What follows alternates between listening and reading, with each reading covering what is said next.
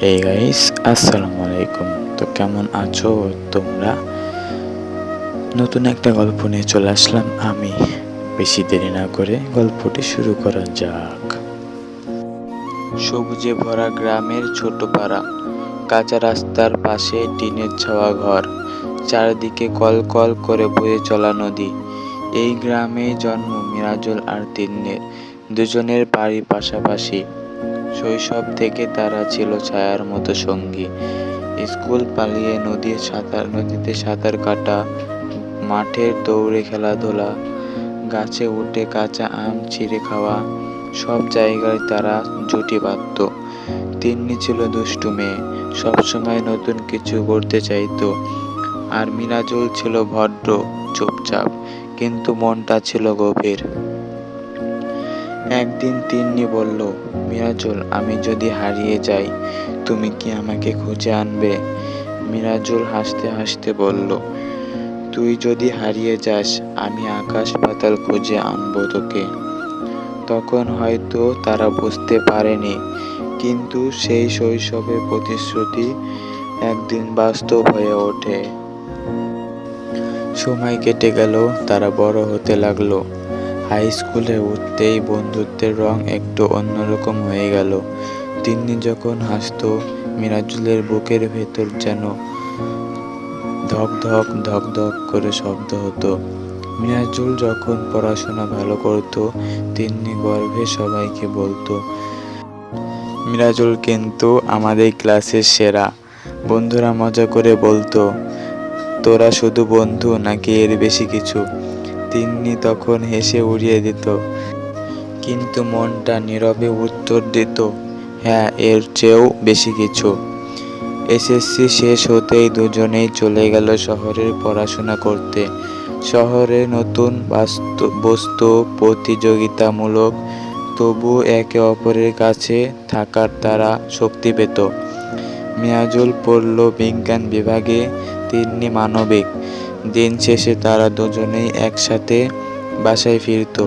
শহরে কোলাহলের মাঝেও নদীর ধারের স্মৃতি, গ্রামের মাঠের খেলা সবসময় তাদের মনে ঘুরে বেড়াতো।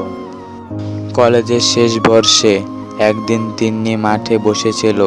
পূর্ণিমার আলো, হালকা বাতাস। মিরাজুল ধীরে ধীরে এসে বলল, তিন্নি, একটা কথা বহুদিন ধরে বলতে চাইছি।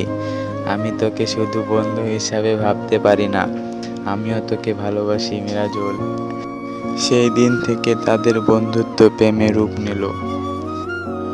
বিশ্ববিদ্যালয়ে ভর্তি হয়ে তারা আরও কাছাকাছি হলো। একসাথে লাইব্রেরিতে পড়াশোনা, কফি শপে বসে স্বপ্নের কথা বলা, রাত জেগে ভবিষ্যতের পরিকল্পনা করা, সব মিলিয়ে তারা যেন একে অপরের জীবন হয়ে উঠল। কিন্তু জীবনের পথে সবসময় রোদেলা দিন আসে না। তিন্নির পরিবার ধীরে ধীরে বিষয়টা টের পেল। তাদের আপত্তি ছিল, মিরাজুল গরিব ঘরের ছেলে, ওর সাথে কোনো ভবিষ্যৎ নেই। আমাদের মেয়ে এমন ছেলেকে বিয়ে করতে পারে না।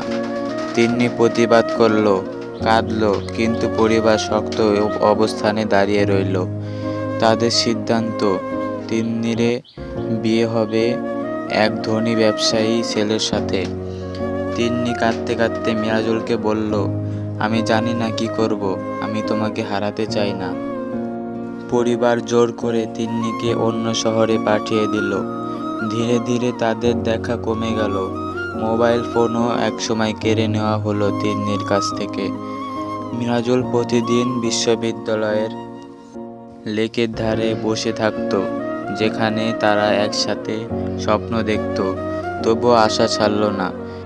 ডায়েরিতে লিখল, তিন্নি, তুই যদি কোথাও থাকিস, আমার এই অপেক্ষায়, একদিন হয়তো তোর কাছে পৌঁছাবে। পড়াশোনা শেষ করে মিরাজুল চাকরি পেল। কঠোর পরিশ্রম করে ধীরে ধীরে সফল মানুষ হয়ে উঠল। তবুও ভেতরে ভেতরে শূন্যতা রয়ে গেল। একদিন হঠাৎ খবর পেল, তিন্নি গুরুতর অসুস্থ, হাসপাতালে ভর্তি। সে ছুটে গেল।